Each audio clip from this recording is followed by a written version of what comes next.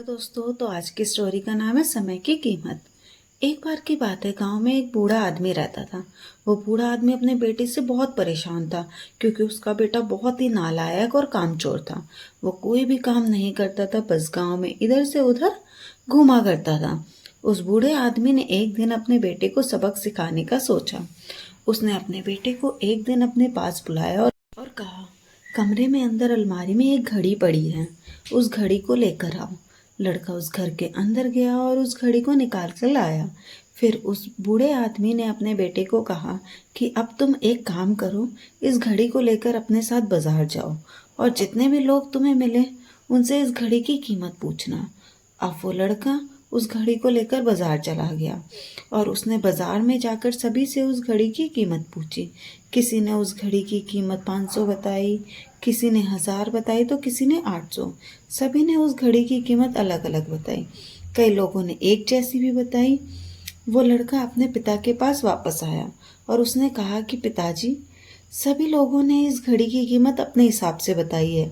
किसी ने 500, किसी ने 800 तो किसी ने 1000। अब उस बूढ़े आदमी ने अपने बेटे को कहा, ठीक है, अब तुम इस घड़ी को वापस अलमारी में रख दो और जाओ। अगले दिन फिर से बूढ़े आदमी ने अपने बेटे को अपने पास बुलाया और फिर से उसे अलमारी से घड़ी लाने को कहा। बेटा अलमारी से घड़ी निकाल कर लाता है।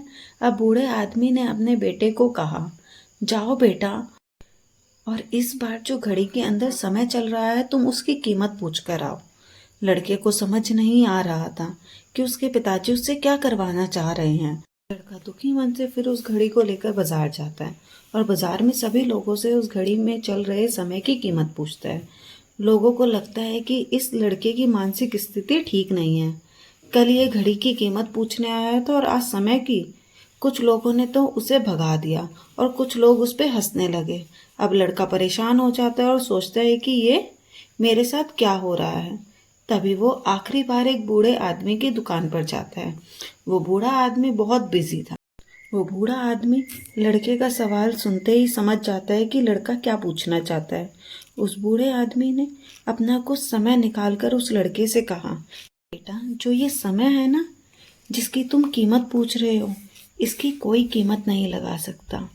तुम अपने करोड़ों रुपए देकर भी जिंदगी का एक सेकंड भी वापस नहीं ला सकते। इसलिए समय का सही उपयोग करो। समय की एक अच्छी बात है और एक बुरी बात है। बुरी बात यह है कि समय गुजर जाता है और अच्छी बात यह है कि तुम उसे किन कामों में गुजार रहे हो, ये तुम्हारे हाथ में होता है। सभी के पास दिन में 24 घंटे होते हैं, चाहे वो अमीर हो या गरीब हो।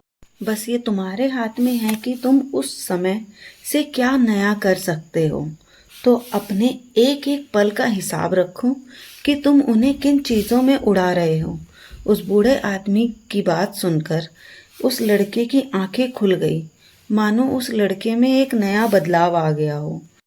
फिर वो अपने पिताजी के पास उस घड़ी को लेकर गया और सारी बात बताई और उस दिन के बाद उस लड़के की ज़िंदगी बदल गई। क्योंकि कहते हैं ना कि टाइम सबके लिए फ्री है, पर वो कीमती है, प्राइसलेस है। उसे खरीद नहीं सकते पर इस्तेमाल कर सकते हैं।